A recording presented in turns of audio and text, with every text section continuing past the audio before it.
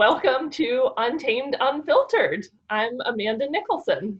I'm Aaron Provencio, and today we are joined with a special guest, very special guest, Dr. Peach Van Wyck. How's it going, Peach? Hi, everybody. I'm Dr. Peach. Well, thank you for joining us, Dr. Peach, for this first experience of ours. Aaron and I have been talking about how we want to handle our Untamed compendium this year, and kind of came upon this idea of getting to sit down and chat with some of the people in the episodes and some of the people who helped put our episodes together. And just seemed like a fun opportunity to dive a bit deeper and maybe share some stories. What we did not envision was having to do it like this. But as probably the world knows, even when this episode airs in mid-May 2020, many of us will still be under stay-at-home orders and dealing with this COVID-19 pandemic. So that is a thing in our lives. But we didn't want that to stop us for our first episode. For sure. Yeah, so obviously this wasn't what we planned or how we planned on doing this first episode of Untamed Unfiltered, but it does play rather interestingly into the topic of One Health, which is what we address in this first episode of Untamed Season 2. So if you wouldn't mind, could you go ahead and just kind of talk about how a pandemic like the COVID-19 that we're going through right now plays into this concept of One Health? Yeah, for sure. This all is unfortunately very timely, as any pandemic, particularly this one, is such a great example of One Health, because as anybody who's watching this has realized, this pandemic has affected each of us in so many different ways. Something as simple as we're all, or most of us, are working from home. And so this is, kind of the era where these video type conferences are occurring. So we're doing this episode this way. We had a staff meeting earlier today in this, from the same, in the same aspect. So it certainly is affecting us in that way. But on a more serious note, this pandemic has certainly affected all of our lives already, and probably will continue to do so, whether or not it's being laid off or furloughed because of this, not being able to see friends and family, etc. And then there's the disease aspect. And I think that whenever the topic of One Health is brought up, because the word health is part of that title, most people immediately think of health in a disease standpoint. And that was something whenever we were creating the One Health episode that we definitely wanted to touch on, because it does certainly, diseases fall under that One Health concept and that One Health umbrella, but there's so much more to it. And so I know whenever we were working through what we should talk about in the One Health episode, we wanted to broaden it and not just talk about diseases. And just like, with the COVID-19 pandemic, it started out as a disease, but it has led to so much more than that. It's definitely had an economical impact. Has had and currently is having a mental health impact on people. So every single aspect falls under, several of the topics that we discussed with One Health. Even I believe in the One Health episode, whenever we talked about mental health and the importance of a healthy environment and being able to walk outside and take a hike and go on a, canoe on a river. Even some of those activities are being limited because of the stay-at-home orders. So then how do you balance that? It's definitely, this pandemic has definitely shed a light on how something like this affects us, and whether or not, the people who are affected know to put the One Health term with what they're dealing with every day. That certainly is what it is. Yeah, it's so interesting to me how, we came up with this topic list of ideas for season 2 in a year ago, basically. So we had a rough idea of what we wanted to do. And we started filming and putting things together. And when we were chatting with our producer, Clay, he proposed putting this One Health episode first. and I didn't really think much of it. And as we got the edited version and started reviewing everything, it was impressive at that point. And that was in earlier this year, before this pandemic even started. And it was just, it hit me that it was really a nice way to kick off this season, because it connected things. It talked about a number of things that we're going to talk about this season. And now here we are in April, and we are getting ready to air this episode, and we're reviewing it. And so watching it recently as I'm at home on the couch working from home was just really, I don't even know if I have a great word for it, but just like, wow, everything that's happening right now in the world is highlighted in this episode, from the disease to the mental health to just how it's all connected together. Yeah, and so kind of going off of that, this episode, One Health, was one that you had a heavy hand in sort of the planning for and the direction that it was going to go in. So how do you even begin to sort of, in a 26-minute episode of a show like Untamed, find a way to tackle the big, complex concept that is One Health? I mean, where do you even start with that?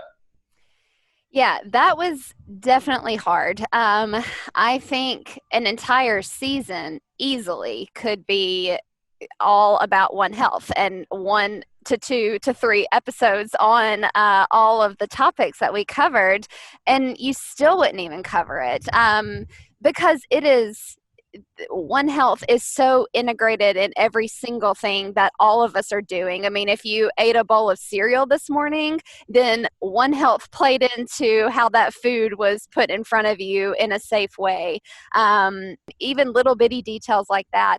So yeah, it was definitely hard to pare all that information down and to figure out how to hit the highlights in a way that would come across well and be received well by our audience. And for me, I think that at least what I hope that we achieved with this episode is giving our viewers enough information and enough, talking about enough of those topics, so that they then could, think about all the ripple effects, and everything else that comes along with safe food and vaccines and making sure your pets are healthy and caring for livestock and everything else we covered, mental health, environmental pollutants, and how all of that is so intertwined, and just realizing that that there's really nothing that is separate. There's nothing that is own individual entity, and providing that information to people will help people to take a second thought and a deeper look at the effects that they are doing every single day could have on the environment, and then that full circles back around. So that was kind of how I was going about it, was trying to briefly touch on all these topics, and then in a way that our viewers could digest it, and then to make it fit into their own personal lives. Well, you mentioned it earlier, and I want to touch on it again because I'm so glad that we introduced or talked about the mental health concept in the One Health episode. Yeah. Because you're known for this at the center. Like, we just had a meeting earlier today, and someone was like, "Oh, well, Peach is always the one who's like, mental health, remember to check in." Because you have been. In your time at the center, you remind us multiple times a year about kind of just mental health check-ins and stress levels and taking care of each other and yourself. Why does Peach care so much about mental health? Yeah, so thank you for asking. I am so thankful that this, I'm just really thankful that mental health has been a topic of conversation at the Wildlife Center, and now globally, nationally, even with the pandemic. In our meeting earlier today, we were just learning that our insurance provider is providing additional coverage and additional resources for the services that they're providing to help with mental health issues during this pandemic. And if any of our viewers right now that are watching this episode that maybe had to miss the birth of a grandchild because of this, and that was probably a very sad thing, and not being able to see spouses or friends, you know, I'm getting ready to leave the Wildlife Center and not being able to have, you know, said goodbye to the people that I've worked with and you know, had friendships with over the past 4 years is a sad thing for me. And, you know, that's just one little thing. So I'm really glad that this, you know, the stigma surrounding One Health is starting to dissipate. So for me, I have a personal connection with mental health, as so many of us do. And from an early age, I learned that my grandfather committed suicide whenever my dad was really little. So even growing up in my household, mental health and you know, mental well-being was something that was spoken about very openly. And I know that is not the situation in other people's lives. And I was very thankful for my parents and my family for cultivating that positive, you know, that positivity around something that is so stigmatized in our society. So yeah, it wasn't really anything that I realized was stigmatized until I started to become, you know, an adult and realized that it was something, mental health was something that was more hush hush. And, you know, people didn't talk about it as much as they do their physical health, even though the two are completely related. And then furthermore, as a veterinarian, suicide rates, depression, anxiety, other mental health issues are certainly a factor in our profession. We, you know, as in the veterinary profession, dealing with animals, dealing with people who care for their animals, who can't afford treatment, having to euthanize things, even if, you know, that's a very hard thing for us to be able to do, to be able to end the life of something in that sort of a way. So the profession itself has, you know, started to address these mental health needs and concerns with, you know, across the board, which is great. But it certainly doesn't take away from the severity of these issues that can affect individuals. And in my second year of vet school, one of my classmates, I went to school at Mississippi State College of Veterinary Medicine, and we have a relatively small class, around 80 or 85 people. And one of my classmates in our second year also committed suicide. And so our class became we were already very close, but we became even closer after dealing with that sort of a tragedy and losing one of our classmates and one of our friends. And so it's just something that's been present in my life in very unfortunate ways, but has taught me those, you know, having experienced those things, I've definitely learned that it is very important to, you know, make sure that mental health and personal health and mental health go hand in hand, and to make sure that the people that are in my life know that that, you know, there's no stigma around it, or there shouldn't be, at least. So I always thought that was a very important topic to bring up at the Wildlife Center, because, you know, the stress of working at a nonprofit can certainly be present. The stress of being, you know, working with and being a veterinarian, the stress of working in wildlife rehab, we all deal with those, you know, similar, you know, we deal with similar things. It's hard to leave work at work. Stressing over the treatment and the care of animals. It's all, you know, it's all very present in our day-to-day lives. So that some of those personal reasons and experiences that I've had in my life have made it a really important an important thing to bring up. So I felt like it would be a disservice to the One Health concept and the One Health Untamed episode to leave out the topic of mental health, which is why it was important to bring it up and continues to be important as we're in the middle, hopefully in the middle or past the middle of this pandemic. What have you been doing personally for your own mental health to get through all this? That's a great question.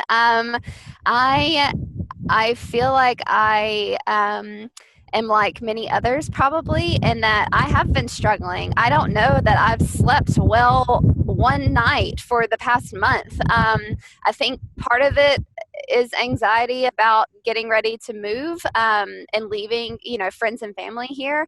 But that's only it's additive, and that's only been worsened by the pandemic, and realizing that I have friends and family that are losing their jobs and friends whose grandparents have become, ill with this virus and have died from this virus.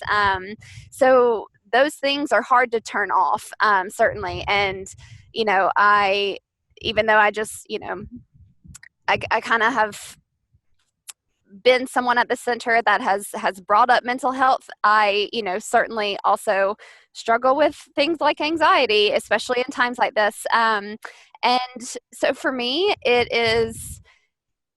comes in waves, and it is, I think it's helpful for me to realize that we're all in the same boat, and to even do video chats like this to realize that both of you are also sitting at home and and probably missing your daily interactions. Just realizing that I'm not in this alone.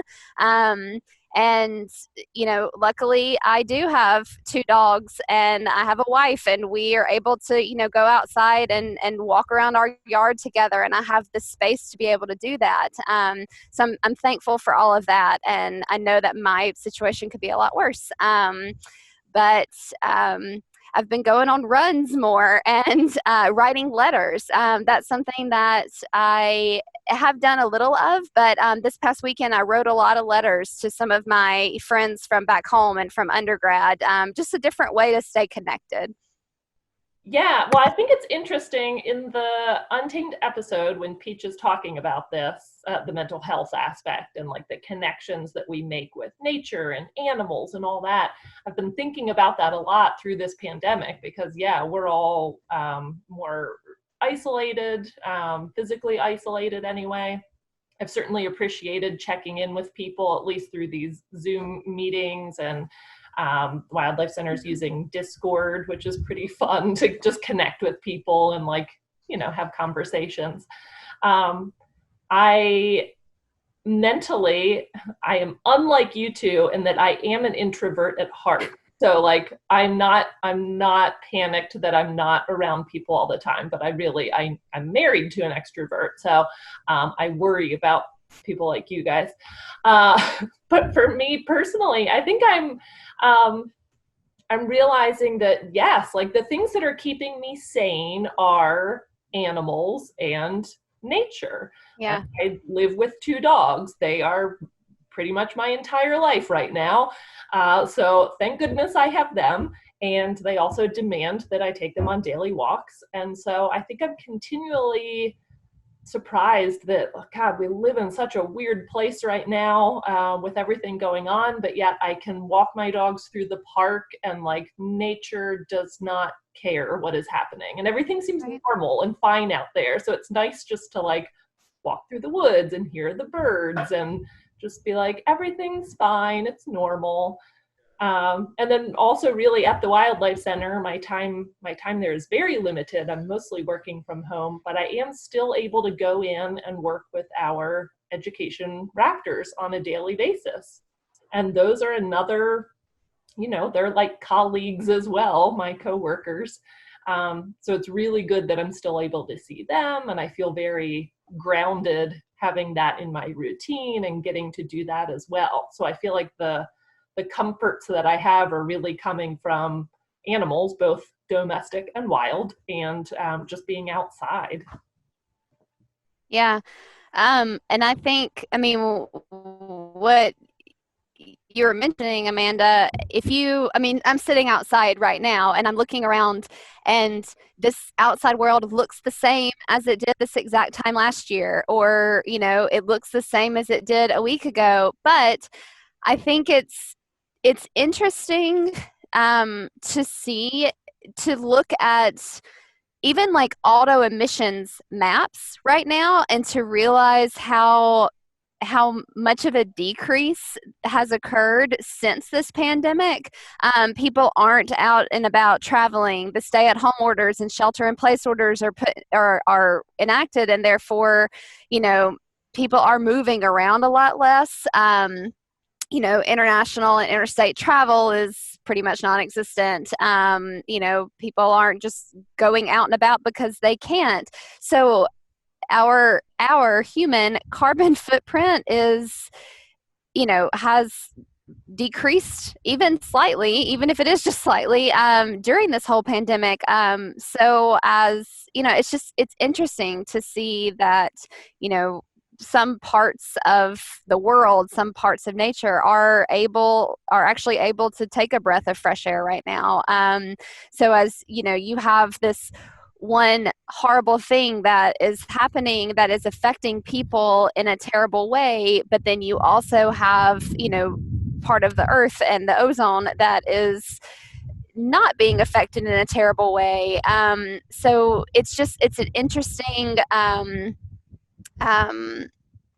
it's just interesting to observe it all and to figure out, how everything, and just again to see how everything is intertwined. So bringing it back to One Health, the fact that we aren't out traveling around and making unnecessary trips is having a better impact on the environment, which hopefully in turn will have a better impact on the health of the humans and animals that inhabit it. So yeah, it's interesting.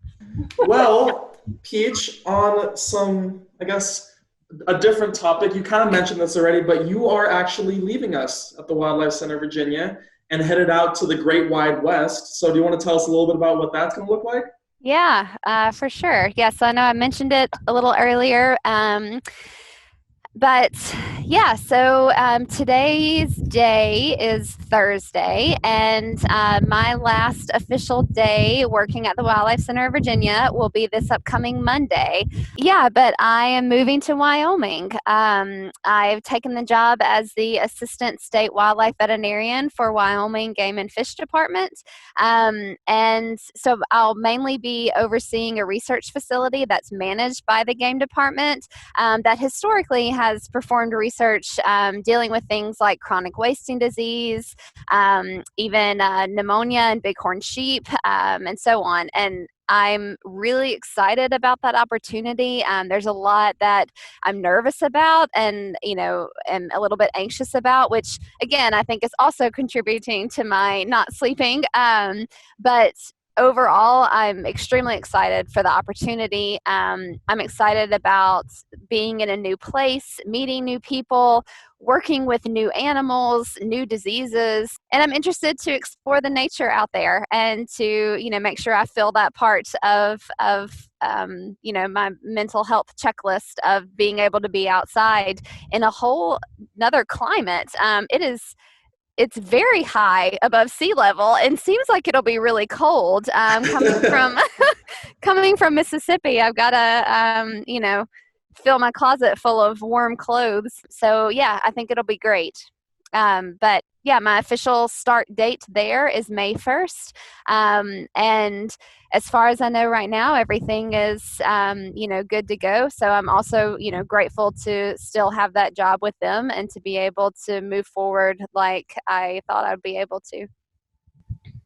So by the time this airs, you'll be in Wyoming, but continuing to contribute to One Health of Wyoming, the United States, and the world. Well, Dr. Peach, thank you so much for joining us for our very first episode of Untamed Unfiltered. And thank you so much for helping us put together this episode. You're welcome. It was my pleasure. I am hoping that everyone is as excited about One Health as we are. Awesome. And best of luck in Wyoming. Thanks, Erin.